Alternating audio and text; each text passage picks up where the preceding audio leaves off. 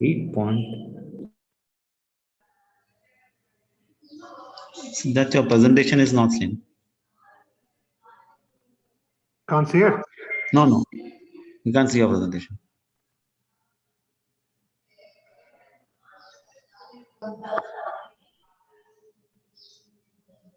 Now? It is same. Yeah.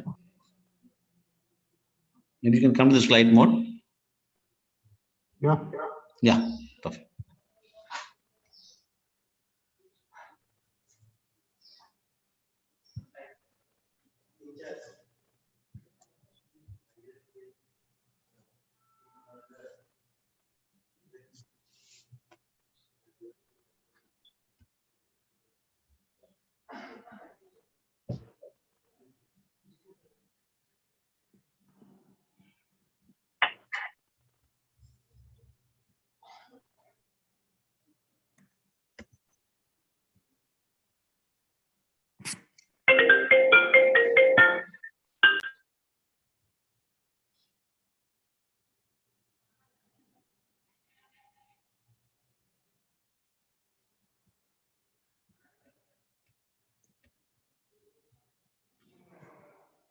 I think you can start now.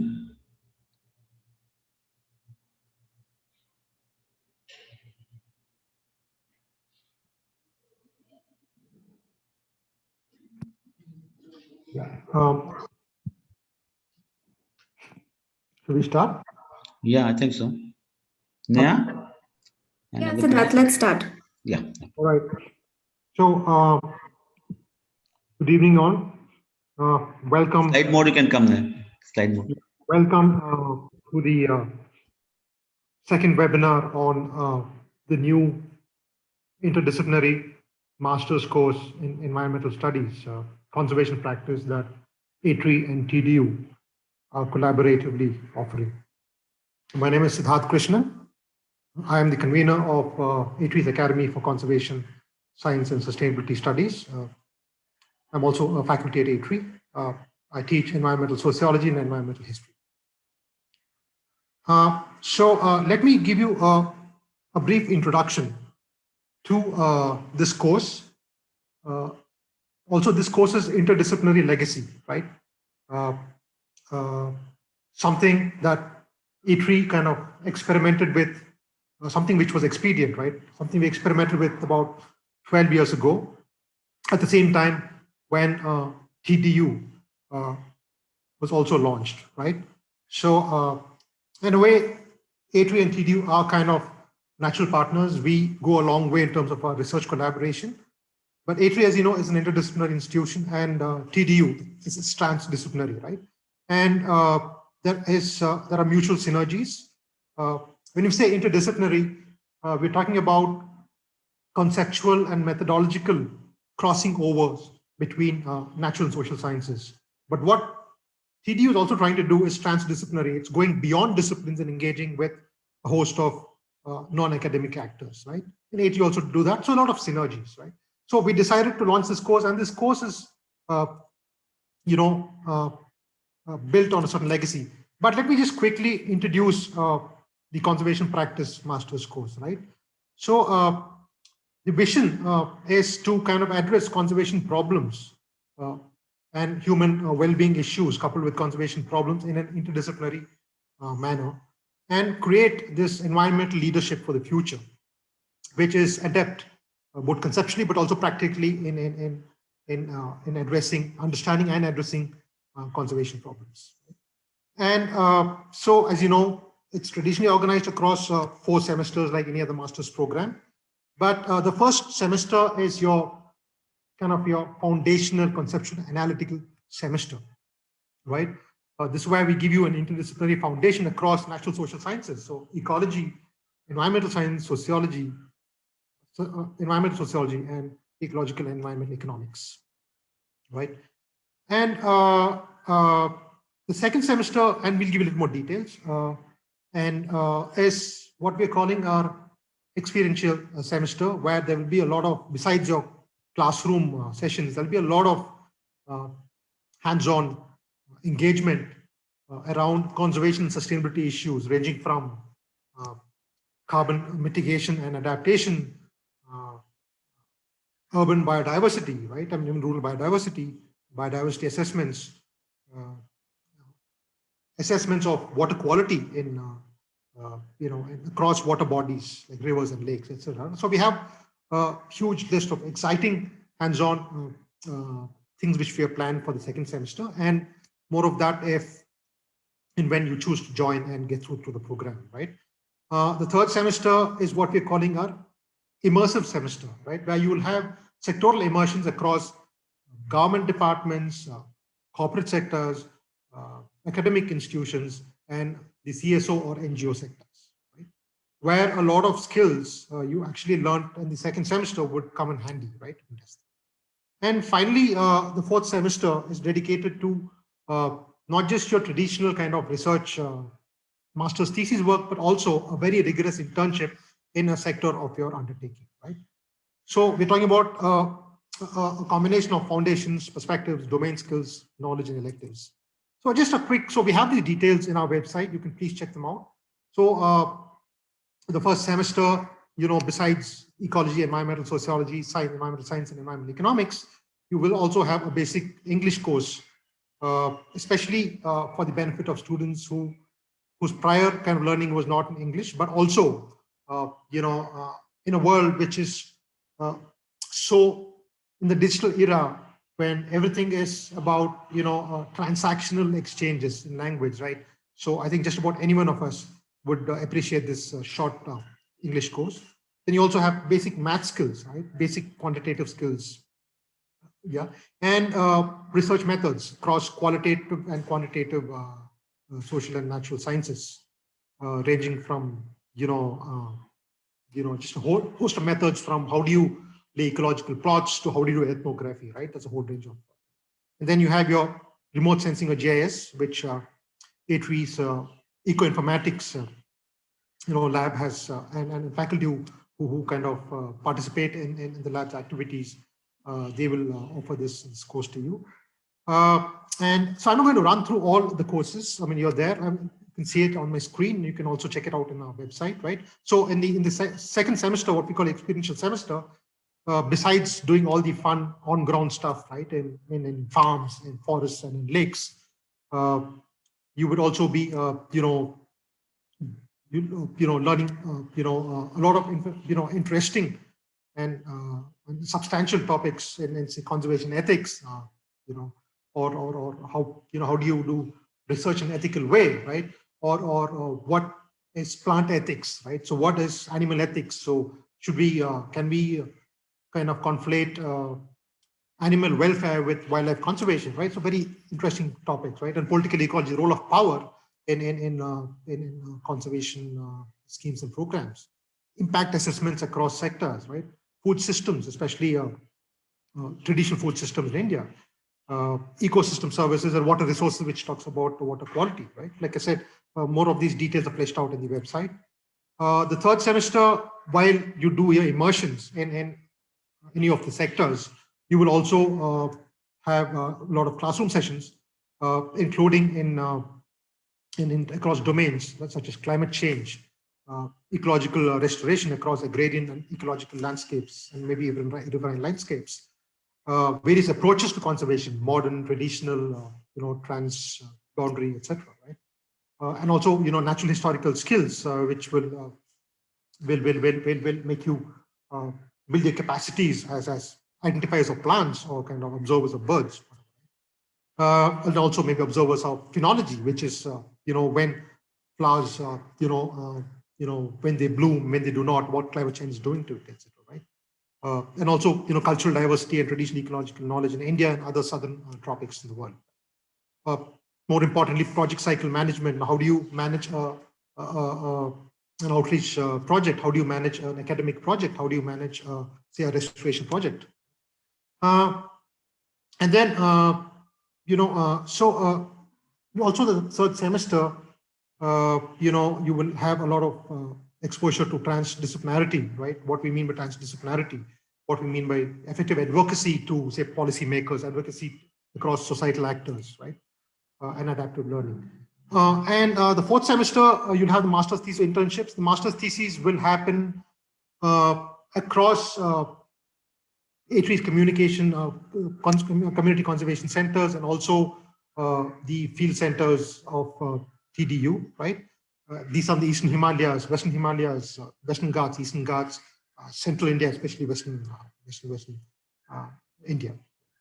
And internships, no, it will be now whether you choose to go to a master's thesis or you choose to do a rigorous internship, that will depend on your interests, your future kind of career goals, and also what the supervisors assigned to you think is most useful for you.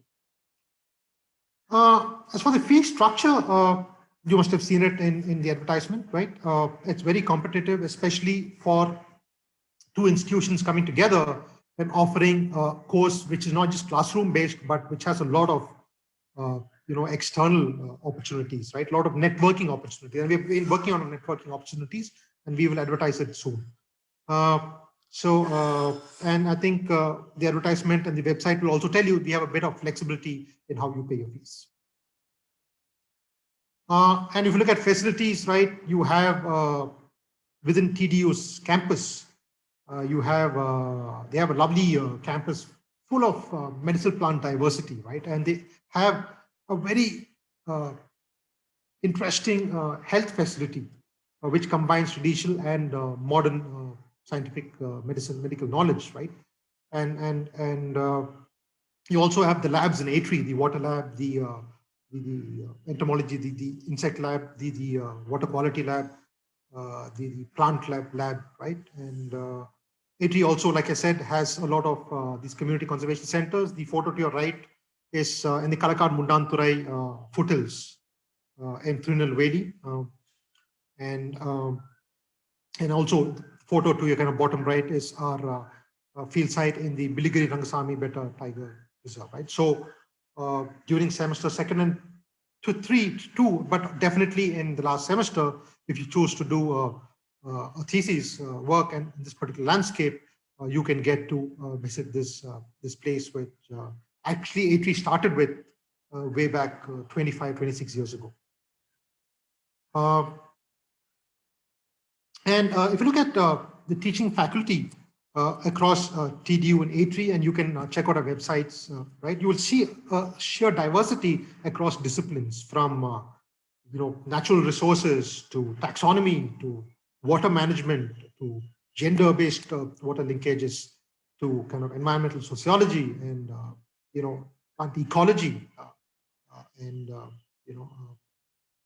etc. And carbon sequestration, climate change. So there's a sheer diversity of faculty at A3, just like in TDU. The TDU, the strengths have also been in plants, right? Restoration ecology, biodiversity informatics, again, natural resources management, climate change and vulnerability, right? And food analytics. So if you combine A3 and TDU, the sheer repertoire of the range of disciplinary background, disciplinary interests is truly something you need to experience when you engage. Right. So much for a brief introduction about the coursework, the facilities, and the diversity of faculty at A3 and TDU. Right. We can take questions. Now I'm going to ask the moderator, Neha, how do you want to do this? Shall we go on to We'll take questions in the end, Siddharth. We have time for a question and answer. One of the senior students who's doing some fantastic interdisciplinary work in Western India, right? We have a nice field station there in the Bunny grassland system.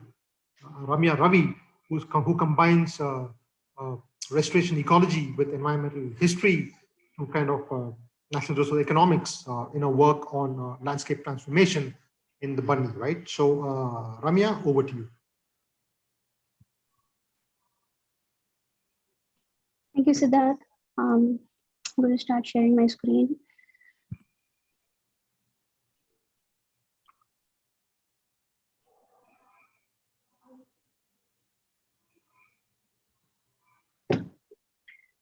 Good evening, everyone, to everyone that has joined.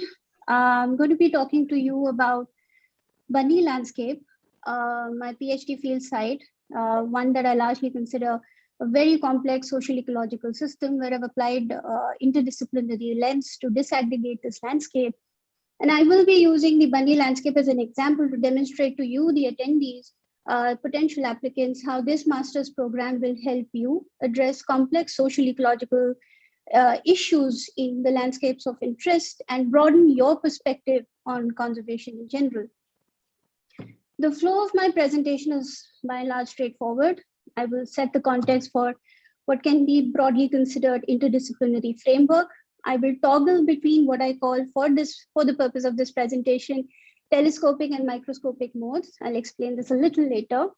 I give you a broad introduction to the Bharati landscape and talk about within the landscape, the transformations that have taken place, how and why we consider it a complex social ecological systems. And finally, the results that I have arrived at from my PhD work, how can they be linked to policy and subsequently handed back to the moderator.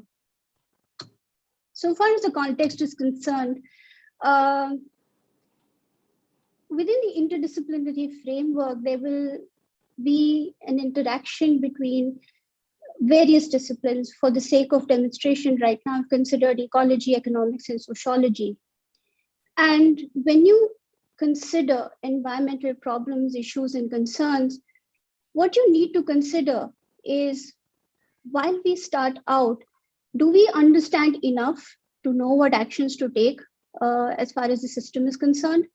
Do we know enough about the socioeconomic instruments at play that are already in existence in the landscape and what can be used in the future to achieve the goals that you're targeting? Finally, what climatic conditions exist that can help or hamper large-scale implementation processes for any amelioration process that you want to consider? So at the very junction, as you can see within the at the center of the interaction of these three disciplines, interdisciplinary would largely mean that you're defining a problem given these three disciplines and sharing or borrowing methods from these various disciplines to find an effective way to address the environmental issue under consideration. Finally, what you would be targeting is a ground up and grounded knowledge generation process that targets policy solutions. So what you would be arriving at is, you have framed appropriately the solutions for the landscape. The ecosystems and associated benefits will be disaggregated. People's role, that is people of the landscape that you're considering, what are their roles in terms of livelihoods, their well-being, and what is a cultural value that these people have for the landscape. Finally, we also look at the intricacy, the cohesion between ecosystem and its people. And largely, once you have this grounded knowledge system, what do you do with that to generate a management effort that is appropriate, just, and fair for the landscape? But at the base of it all is one and simple approach embedded within the interdisciplinary approach, which is sort of applicable to everything that we do, the scientific temperament. Why do we do what we do? Why are we considering what we are considering? What, where, who, and how? These are some of the questions that will drive every scientific endeavor.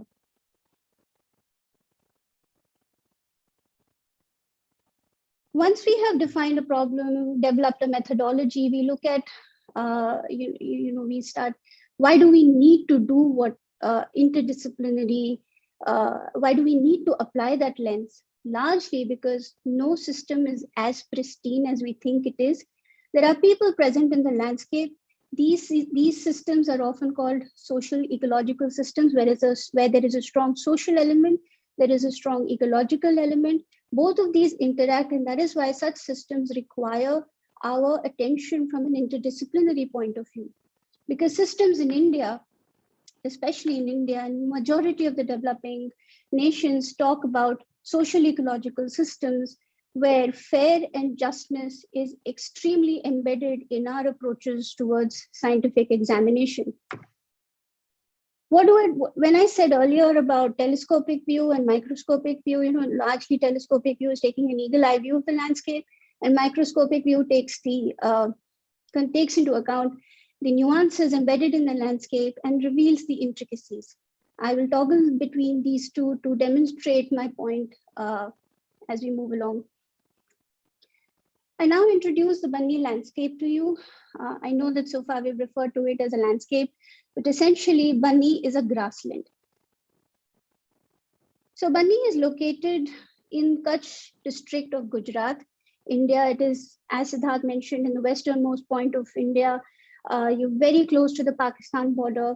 It is an arid system that receives less than 330 mm of rainfall annually, if at all. And this is my telescopic view of the landscape.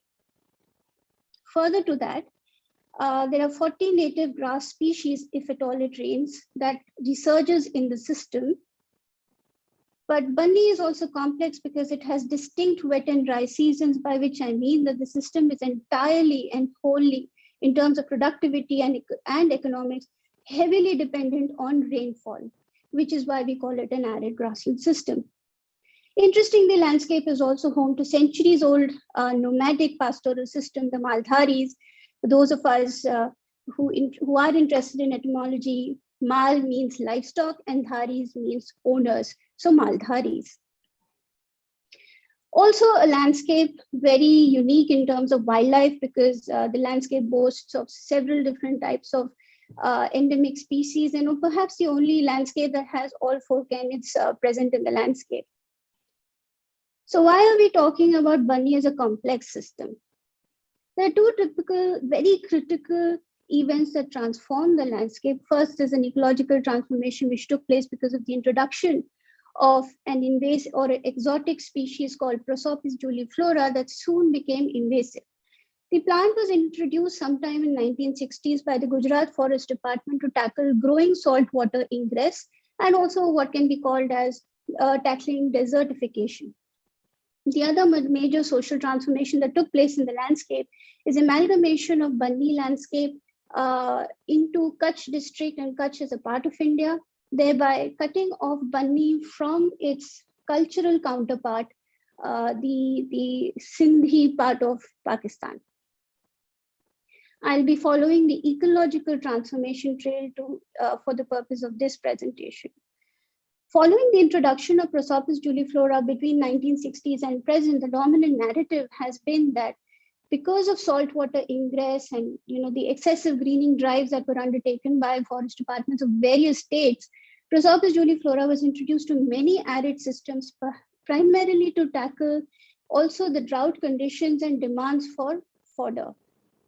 It is also embedded in this consideration or this narrative about grasslands being wastelands, but that is a very, very different subject which we will not tackle today. Following the introduction of Prosopis juliflora, it became an invasive in the landscape, by which I mean it outcompeted majority of the native species, or rather occupying area under pasture, leading to severe ecosystem modification that led to loss of traditional livelihoods and specifically grassland productivity. Following land cover change, that occurred since its introduction to present day, you've seen, as you can see from this map here, there is a very heavy presence of dense Prosopis in the region, intermixing with other species in the landscape. Now, all of this can change depending on rainfall, and it can also change depending on the existing climatic conditions in the region, like drought, which is also fairly typical to the landscape. Now, the thing I need you to focus on is, given this land cover change, is what did it entail? So the grassland was converted to woodland drylands. There was threat to traditional livelihoods in terms of pastoral economy, and questions of grassland restoration arose that largely targeted at removal of Prosopis juliflora from the landscape. So in some sense, in a very non-linear way, these transformations resulted in impacts on the socio-economics of the landscape and the ecological aspects of the landscape. For instance, displacement of the endemic species, the distribution of rodents in the landscape. So far as socioeconomic impacts are concerned, because there was less area under grassland and more area under Prosopis, pastoral economy began to be impacted. Therefore, there was growing clamor for large-scale restoration of the landscape, and which is when most of us entered the landscape also. Now, this is when I shift from a telescopic view to a microscopic view. So far, if you take into account telescopic view, what you're looking at is a very simplistic assumption that Prosopis juliflora must be removed from the landscape. But when you take into account the microscopic view that my PhD thesis looks at, is 60% of Bunni's residents, pastoralists and some non-pastoralists, were largely dependent on Prosopis juliflora for the socio-economic sustenance. By this, I mean landscape restoration seemed largely difficult. Now, why do we talk about interdisciplinary frameworks? You use mixed methods to understand the landscape better, because once we approached people also said, yeah, if you remove this grassland, this invasive from this grassland, we will have difficulty surviving. When you disaggregate this is what it translates to. But how do you disaggregate this? Using some of the mixed methods that interdisciplinary frameworks allows for, like questionnaires, in-depth interviews, focus group discussions. You could do archival research, secondary data collection like census, rainfall, animal husbandry data, NTFP trade data from Gujarat Forest Department, which is in my case, and heavily rely on past research to establish some of your assumptions. Once I completed my fieldwork, this is how Bunny translated from a simple grassland into a complex social ecological system. There are 19 panchayats. Also want to say that I didn't discover these 19 panchayats, they were already there. But basically what I'm trying to demonstrate is once you do your interdisciplinary examination, you will find that the landscape is extremely complex, as I did in my case. There are 19 panchayats, 48 villages, 21 heterogeneous communities. There was social stratification present in the landscape with almost, don't consider rich, middle class and poor in terms of how us urbanites define it, but it is extremely subjective, which census data clarifies for us. There are 25% of the people that are rich, middle class is 35%, poor is 40%. Now this segregation, percentage segregation can change over time depending on drought conditions, in which case the middle class can easily join the poor class and poor class can easily join middle class if it rains well. Finally, pastoralism is not the lone economic identity, even though Maldharis consider themselves, and it is a strongly traditional identity which you can disaggregate using some of the social ecological lenses. If you want to take a further more microscopic view of the landscape, which I think in some cases it becomes necessary, you can disaggregate, in my case, as I did, understand the role of colonial history in shaping the landscape, how the Rajashahi, or what can be called the local princely rule, how each of these impacted land tenure systems that result in the current society and its arrangement in the Bunny landscape. And furthermore, the geomorphological changes that constantly take place in this case, since it lies over a fault line, what actually happens when there are earthquakes in the landscape and how then the economy reshapes, social structures reshape, and so on and so forth. What was also interesting to find during the course of my research was livelihood diversification was extremely prevalent in the landscape. For instance, in my case particularly, these were strategies that ameliorated poverty conditions, that helped absorb economic shocks or any income-related stresses, which meant largely for me that the simplistic assumption that Prosopis harmed the landscape was not in fact consistent, because many people opposed restoration efforts also. So once you look at why that is, one finds that in Bunny, you see there is Prosopis-based charcoal economy, which leads to a huge livelihood diversification, which is highly complex in nature. You find that Prosopis drives charcoal making. Once there is some income generated from that, that can be diverted to household well-being without diverting that income to livestock maintenance. But because you have more independence to spend, you then divert more money, more income into livestock maintenance, and then drive it back into milk economy. So this has become a new feedback cycle or feedback loop that's existing in the landscape. In addition to that, Prosopis drives seasonal economies. It is used at household level for fuel wood, particularly, as many of you will know that in rural India, fuel wood is in great demand. Further to this, Prosopis is also used to make traditional cooking tools. 60% of homes are constructed by Prosopis juliflora, as you must understand that these are very, very remote and rural villages that we're talking about. Shelters for livestock are made by Prosopis. And as I already said, there is a huge dependency on Prosopis for fuel wood consumption. As a result, if you look at the distribution of primary occupation choices, there are many people that are reliant on Prosopis for income, and therefore many people are opposed to the removal of Prosopis juliflora. So what do you observe in Bunny? What did I observe in Bunny so far? While it is true that the invasive alien species, that is Prosopis juliflora, has outcompeted native species, which is threatening the traditional livelihood, it is also providing an alternate source of income for the rural poor. Which means that there is a highly complex and dual role that Prosopis is playing in the landscape. It creates and has addressed livelihood vulnerability, though not simultaneously. Restoration, therefore, is not straightforward, especially in the case of Bunny. And by that logic, Bunny is a very complex social ecological systems.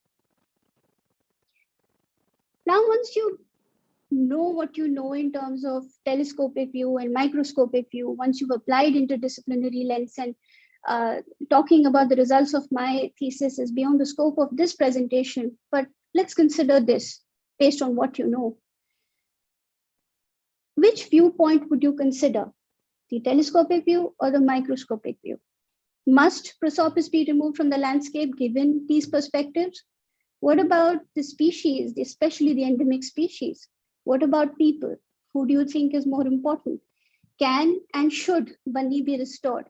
Should we manage for the grassland or the native species or the invasives? What is the most fair management plan where everybody is happy? Therefore, given this interdisciplinary lens, what would your solutions be? What would you, the attendee of this presentation, think could be our moral and ethical standpoints? What would then your policy recommendations be? These are questions that I leave you with, but I have to say that no landscape is straightforward.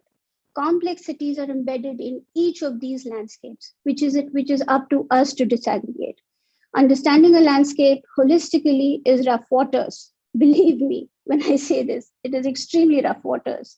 But in a non-linear way, the master's program that A3 and TDU propose will equip you with the necessary tools to navigate through these challenges, and these are challenges that are worth taking up.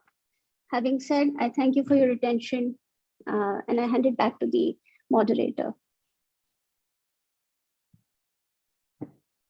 Thanks, Samya. You explained very clearly how this course is really will be helpful and how we are looking on the entire design of the course. The good case study that you have done. Thank you very much.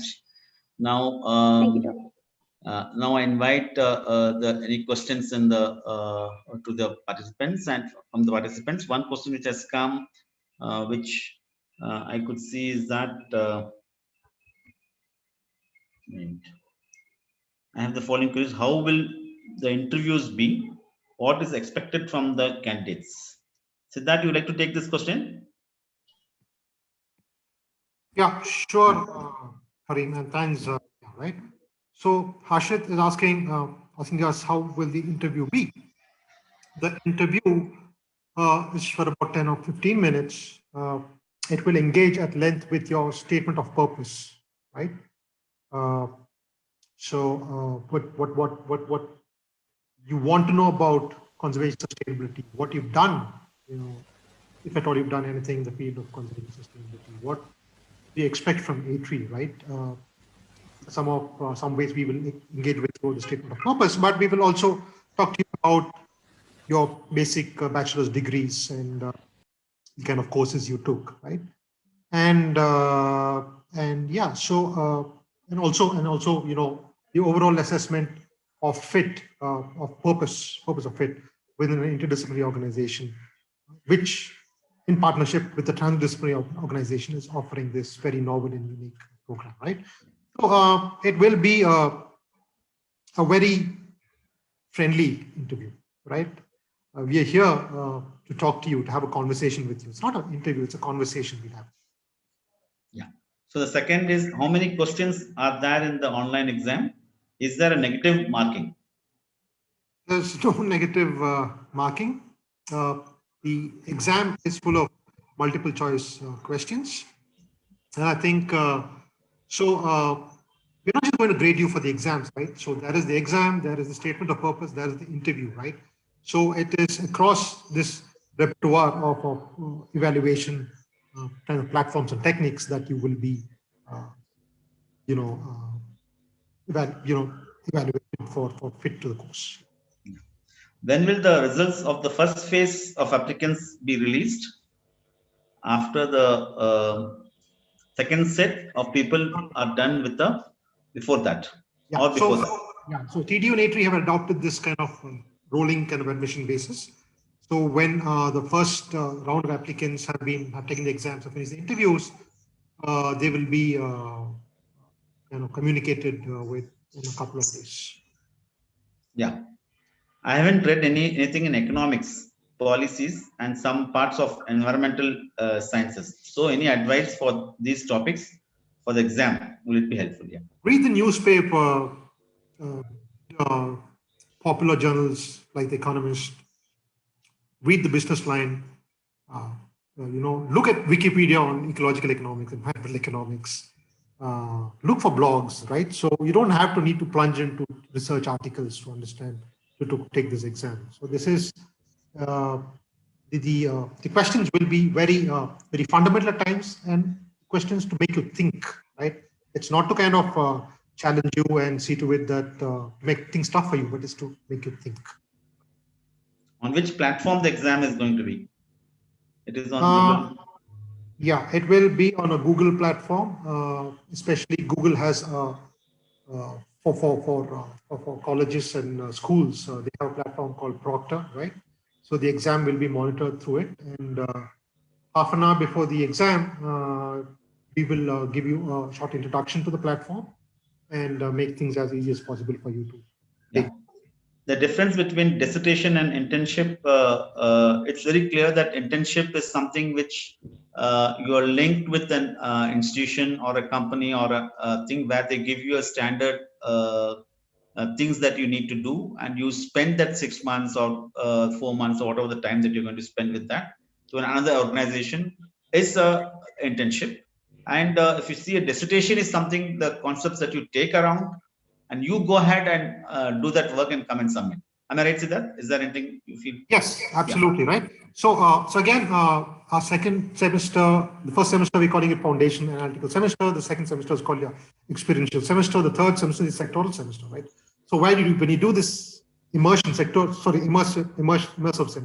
So when you do the sectoral immersions with an NGO or a corporate or an academic body or even a government line department, you will kind of observe and gain a lot of experience on how these sectors work across sustainability and conservation challenges and issues, right?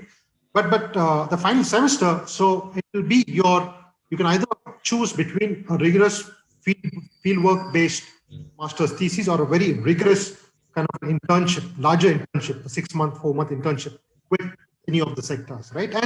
And so I think what TDU and AT faculty, they will look at your interests, they will guide you, they will supervise you, and they will tell you kind of whether to choose the master's thesis kind of an option or a rigorous internship option the last semester, right? And these will be based on your observations, your interests, and what you've learned, and what interests and what does not interest you in the second and third semesters. Yeah. I've been joined a bit late. Does the course open for the admission cycles every year? Yes, we are planning to do that. Planning to apply, but would be great if I can join the next coming year. Wanted to know it will if this will be available next year as well. Yes, next year also it is available. But why not this year? Try for this year and try to apply. Yeah. And only thing is this year, because of COVID situation, right? We kind of had to, whole process was slightly delayed, though this is something within the UGC guidelines framework, right? So the next year, when in 2022, I think the whole process will be at least 3 months earlier. No, yeah. Dr. Karim? Yeah. Yes, it's correct. Yeah, 2 to 3 months earlier it will be. Yeah. What are the career opportunities for this course and how can it help you to understand the environmental conservation? You want to take this? Yeah, so like I said, right, so this is a new novel course, right, and we're doing all we can to so we have a two-pronged strategy to look at to improve your job your chances in the job market, right? One is we're going to give you extensive networking opportunities, right? So very soon on our website you will look at our official networking partners, right? It could be the Climate Collaborative, it could be the Eco Network, it could be a federation of NGOs, it could be a federation of environmental journalists. We're talking to a lot of people, including the United Nations. So when you do these, your immersive semesters with these organizations, or when you do, when we have these sectoral immersions, and we will also facilitate a lot of dialogue with these networks, right? So we are offering the networking opportunities, so which will improve your job chances after you finish your degree, right? The other thing which we're working on, which we don't promise for the first batch, but definitely is something we are working on, and we are in dialogue with corporates and the NGO sector and also academia, is to look at possible campus recruitment, right? So you must understand this is the first time that TDU and ITRI are getting together to offer such a course, right? So we are putting in some processes in place, and this will take a bit of time to kind of institutionalize, right? But we're doing our best. But where can you find a job, right? You can find a job in a corporate social responsibility department of an IT tech company or a manufacturing company. You can actually go on and do a PhD in ITRI or TDU. You can actually go become an outreach expert in a big non-governmental organization, right? You can also maybe become a consultant with the government line department, right? You can become an environmental.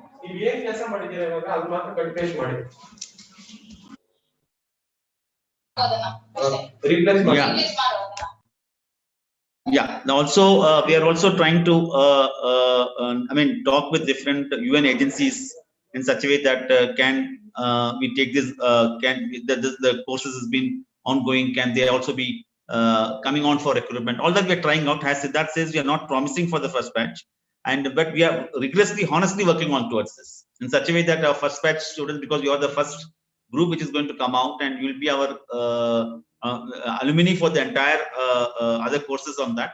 So we see that we'll work hard in such a way that we get, as per your interest, we'll try to see that the placement is being, we're working towards the placement. So sure, we are putting a lot of effort on that. Yeah. Dr. Karim, yeah. This situation, can I just show one slide, Sure. just to see kind of ensure students to kind of, give them a sense of what, for example, job opportunities that ITRI alumni landed, right? Yeah, sure. So this was a presentation which actually sure. back. Now I'll just I think that will be useful for everyone. Yeah, correct. Yeah. Quickly. Can you see it? Yes. Can you come to slide mode? Yeah. Right. Yeah. Now this is from so ITRI, it launched its Interdisciplinary Conservation Science and Sustainability Studies PhD course 12 years ago. It was a pioneering interdisciplinary course in the whole of South Asia, right? And today there are a lot of universities, liberal arts and science universities and other, central government universities and state universities, which are kind of adopting this interdisciplinarity that ITRI kind of find, and we're very happy about it, right? Which was one of our aims, right? So, if you look at our students, We have about 52 PhD students. And again, I'm telling you this because our master's is it builds on the strengths of a PhD program, which we have kind of experimented and institutionalized over the last 12 years, right? They have published together, we have about 31 alumni, right? And altogether about 65 papers, of which 1 out of 4 are very highly ranked journals. Not that the other 3 are not highly ranked journals, but they are also most of them have appeared in very prestigious disciplinary and interdisciplinary journals, right? And our students have won so many prestigious awards globally and locally, right? To the left, if you can look at the various fellowships, right? It could be the Eleanor Ostrom, the Nobel laureate, her international fellowship. It can be the Rufford, prize. It could be the Canadian Commonwealth Scholarship, right? It could be a book writing fellowship from the India Foundation, right? And we have awarded PhDs to about 31 students, and they found, you would think, okay, a PhD student from AT would only go on to join academia, but no, right? A lot of them have joined very prestigious NGOs like WWF, right? The India Alliance, right? The Duddle Foundation, right? But they've also gone on to become postdocs and also later assistant professors in Kriya University, in Nalanda, in TDU, right? And Azim Premji University, right? And so we're building on the strength of A3 and TDU's kind of legacies. And the master's course, it actually lends a practical edge to kind of very academic curricula that A3 and TDU have developed and tested over time over these years.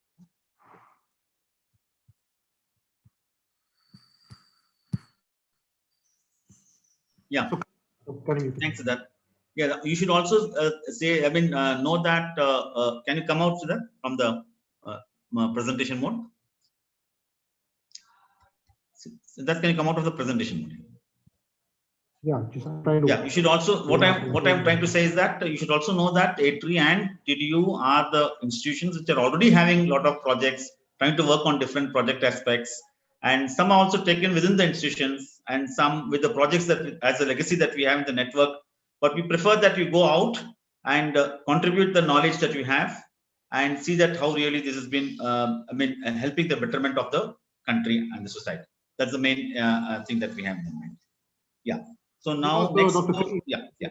You want to say something? Students who are joining our program, right? Yeah. They are not common market like any regular BA, BSc, MSc course. Sure. This is a niche market, but this is students with a certain sense of purpose, right?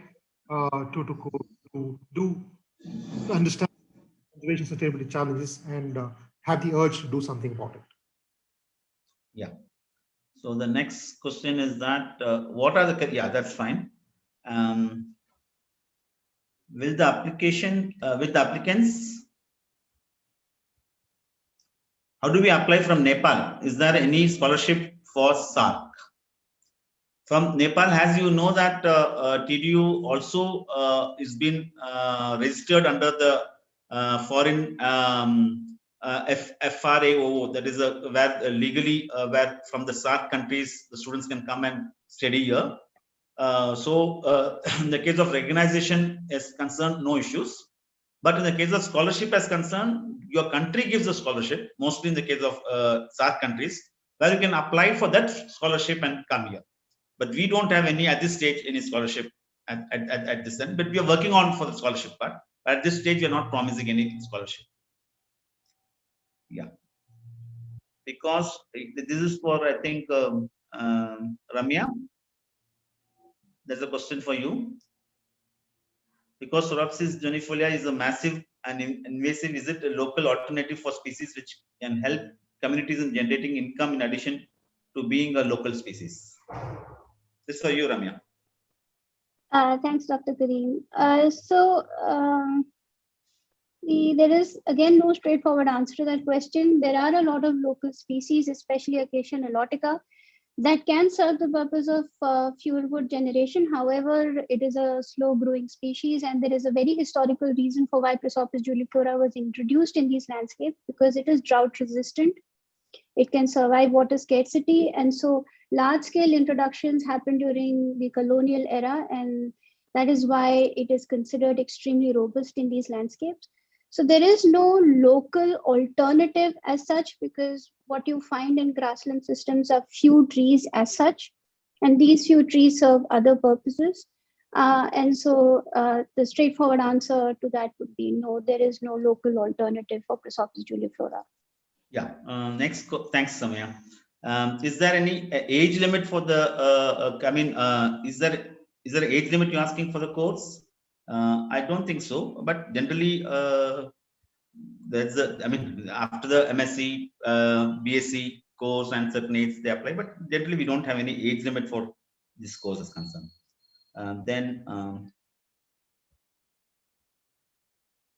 What are the costs involved outside of course fee? What kind of scholarships are provided? So that in the case of field things we are going to cost as extra in certain cases, or So, how do we? Yeah. There won't be too much of cost beyond what you are paying as fees, right? Because if you look at the course structure, the costing structure in our website, there's a lot that you also pay for say lab facilities. You pay for the immersive and experiential kind of activities, right? But in the fourth semester, and say if you choose to go do your field work somewhere outside Bangalore, North India or South, any part of South India, in Himalayas, wherever, right? Where we can support you, for example, where ITRI has a community conservation center, we will heavily subsidize that, right? Stay and food, etc. But there might be some travel costs for your final semester, right? So, But that will be minimum, not much, very minimum. So in a way, the way we've costed the program for a practical, skill-based program. I think your fees will be covering most of the scholarships. We are asking still now. We are not promising any scholarship. You can apply for the general scholarships which is available by the other funding agencies, governments. We can facilitate that. We are trying for scholarships, but till now nothing has been confirmed, so we are not promising at this stage. But we are working. We are working for it. Yeah. When the course is going to be to start, and what will be the mode of class? Has next month maybe we'll start the course, and initially it will be on online. And once the government allows us to run on the offline, we'll follow the norms of the government of Karnataka, and we'll go ahead with that. So that's as per the government. For a more concrete date, I think we're starting on October 4th. Yes, correct.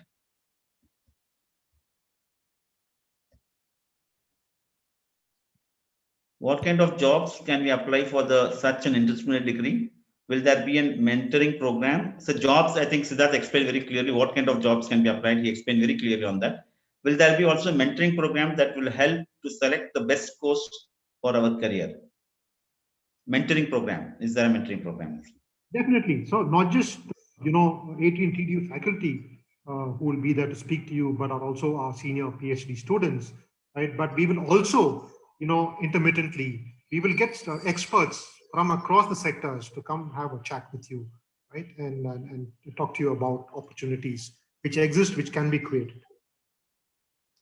Yeah. Then will it be a residential program as and when students are allowed to return to campus? Yes, we have, as Siddharth was mentioning, the hostel facilities there. And if you are from outside the Bangalore, we prefer to be a residential. If not, you can come and go from the place where you're coming in. But it is not but in certain cases of programs like tour, and you're going out in the field and you're doing your internship in different places, yes, it is of course a residential program in that case.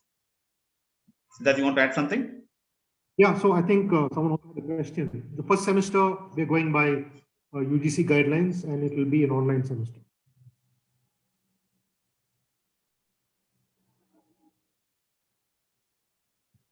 Age limit we haven't replied you. Is there a course delivery online? Yeah, that's what that explained very clearly. The first semester will be mostly online, and all depends on the COVID guidelines of the state government. Do you have a hostel facility? Yes. In TDU we have a hostel facility, and ITRI we don't have. They'll be in the TDU campus, and you can go on to the ITRI's campus. Any other open question you can ask online? You can come online and you can ask. any other questions that you have. I think someone has asked if students with microbiology and chemistry majors are eligible. Of course, right? So this is an interdisciplinary program. We are background agnostic, meaning you can have a course, background in fashion design. You can have a background in microbiology, whatever, right? But if interest in conservation sustainability, you can apply.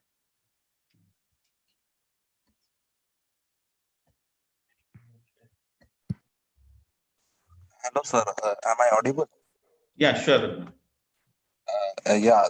First off, I would like to thank for giving me opportunity. This program feels very close to my heart. First off, because I am from a non-science background, and I always regretted that I have not taken a science background. And country like India doesn't promote a non-science background getting into any science-related field. So first off, I would like to thank on that note. Uh, am I audible? Right. Yeah, sure. Go ahead, Raghunath. So I was just it might be a little personal. I don't know how helpful my questions will be for others. I have a lot of questions in my mind. So first off, being a non-science background, how helpful will it be? Second, I'm very interested in nature conservation. I've been doing some distance mode courses such as animal protection law and whatever courses that is eligible with my previous educational background. Okay, so I'm also looking at a very strong career path towards this.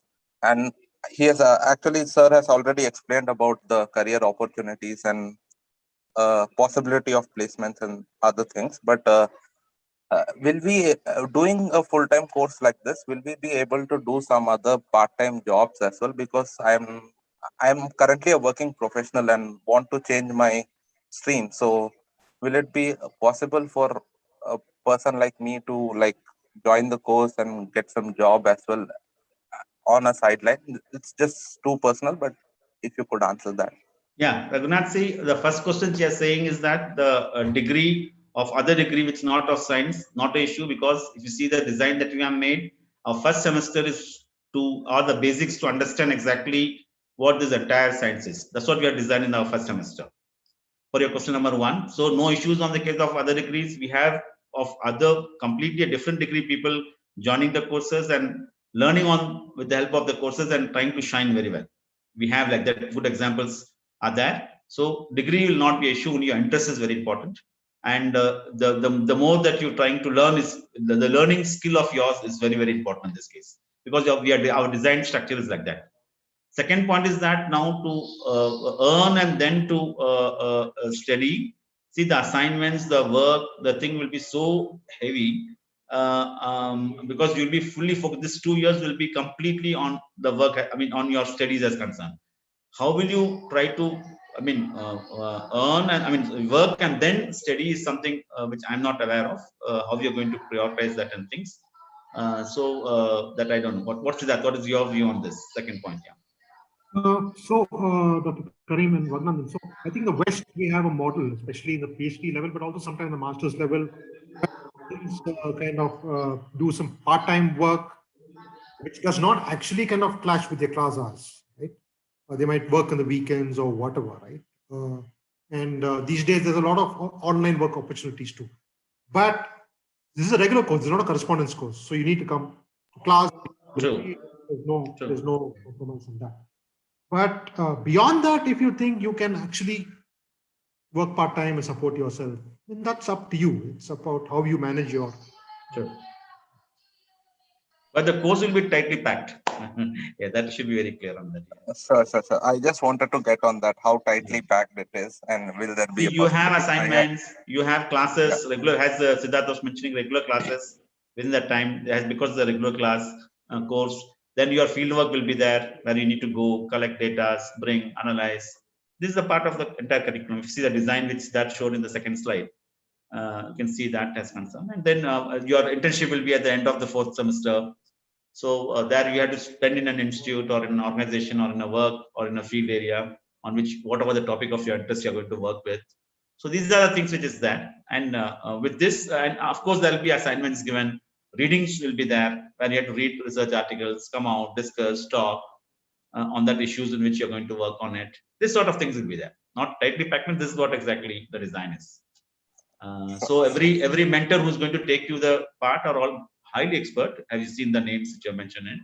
So there'll be a lot of arguments, discussions, assignments. Right, I mean, asking you to write off your own on certain things. Go to the field and get data and come and present that on that topic, whatever they are. It depends on the teacher who, I mean, the mentor whom you are going to, I mean, how they are going to take you around. So all that depends on that. Sure, sir. Thanks a lot, sir. And I also had this thing. Will there be any session like this for PhD course as well? Because I've also completed my MSc in multimedia, but I don't know if that will be covered. If at all it will be eligible for PhD. But I thought just of asking if there'll be any session for PhD course as well, because I'm literally confused in between, like whether to choose this or that. So a lot of questions going on in my mind. So sorry if I. Yeah, no, if you have completed your postgraduate, you are eligible for PhD, but the PhD criteria are all, you have to look on the criteria. If you are going to one pure science, then they may expect a pure science thing. If you are entering into multimedia or communication strategy, then you will be eligible. It depends on the criteria of the PhD as per the institutions, which varies on that. Yeah. I mean the PhD program offered by the A3. I don't know if I'm eligible, but then will a MSc multimedia get eligibility on applying for a PhD in A3 for the same sustainability and conservation? So Raghunandan, our PhD is also, an interdisciplinary PhD, and we invite applications from students with any background, any social background. And we recruit students every 2 years. And sometimes the criteria might change, like Dr. Karim said. So this year the applications are closed, and the applications were only for those with UGC JRFs or CSIR and kind of DST inspired kind of scholarships. Sure. Thank you. Thanks for clearing that out, sir. Yeah, thank you. Thanks.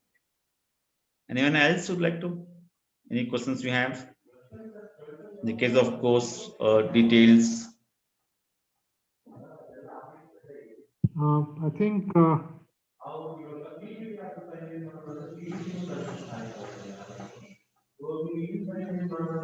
one question has come from Steve.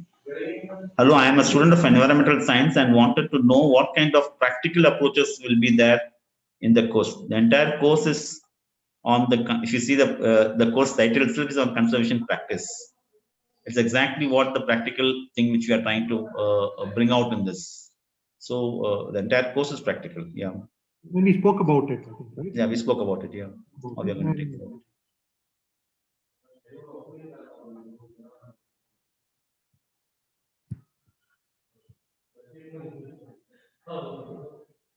That's it. Any other questions you want to ask?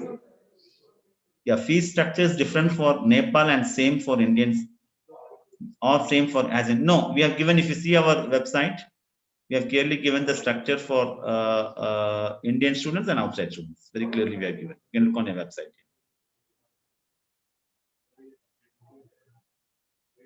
It's different.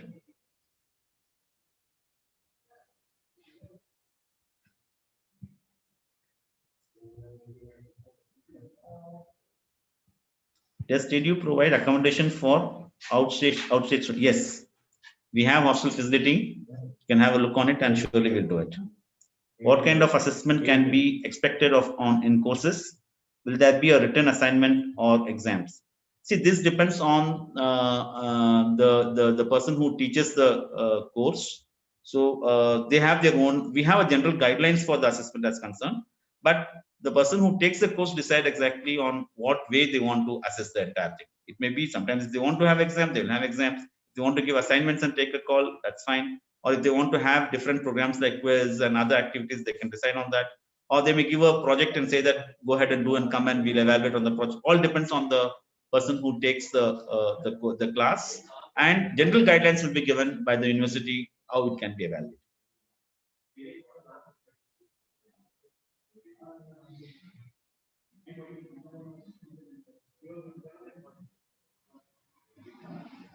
Yeah, there are no more questions. Yeah, I think no more questions. Yeah. So thank you.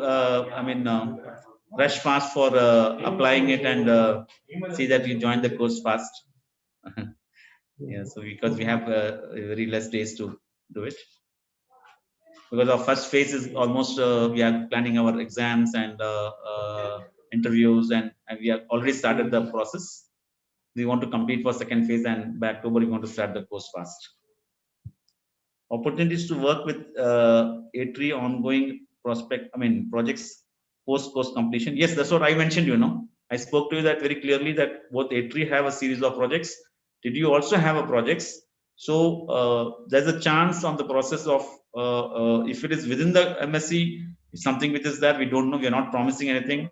But after your MSc has concerned, we may apply, we may advertise, or we may take you also as a students. Working as a staff. We don't know, but it depends on all the project availability, your interest towards it, and the availability at that time when you're applying on the projects that we have handful. Yes, we prefer first to our own students, and if not, only we'll call for other people to come on. First preference will be for you, no doubt. Manoj Kumar, how helpful will the course be to a wildlife enthusiast? Yeah, you want to say that something on this? It will be, right? So we're not kind of isolating, plant, human, and animal life here. We're trying to bring it together in conservation sustainability context, in different regional contexts, in different socioeconomic contexts, right? Of immediate interest, of course, there's natural history. As part of ecology, you will have a lot of exposure to wildlife science and studies. In conservation ethics, you'll have a separate component on animal wildlife ethics, right? As part of the GIS remote sensing course, there will be a kind of animal maybe tracking component, right? And so again, so we're talking about, animals in a certain context, right? So animals as one aspect of biodiversity, right? Wildlife. But you will have wildlife, but not wildlife all the time. But it will give you a good context to kind of locate your wildlife enthusiasm. Yeah, but also if they want to take their final semester on wildlife, they can do. Am I right? Yeah. You can do that at the end of the final course. You can see that you want to become wildlife as a specialist. You take the project on wildlife and go ahead. Meanwhile, as Siddharth was mentioning, you'll be learning all the concepts, principles towards approaching the entire thing. It's been very clearly grounded you within 1.5 years. And your final the fourth semester you can specialize on that and take your thing on PhDs and future, whatever you want, you can work on it and try to improve. It's yes. So will there be another webinar in the future for more students that may be interested for other students? No, this is Tirath, who is part of. Yeah. No, one more thing which is there for terrestrial conservation one, which is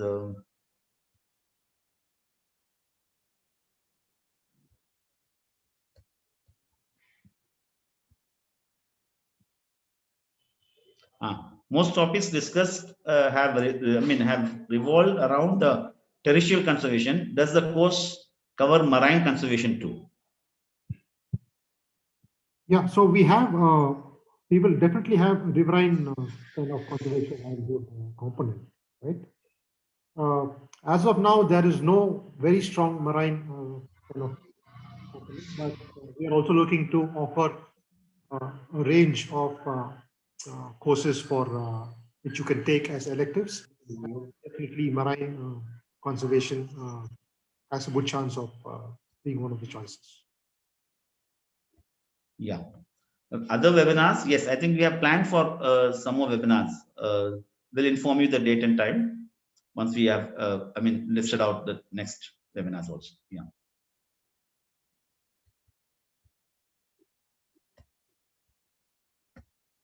Okay. If there is no questions, we'll close. Thank you for really spending your time and for this webinar and getting clarity on exactly the course. So we'll be really happy the earliest that you start applying and get your things done. Your process will start immediately, and we'll wait for to meet you soon. Thank you very much. Thanks a lot. Thanks for coming. Stay safe. Thank you. Bye-bye.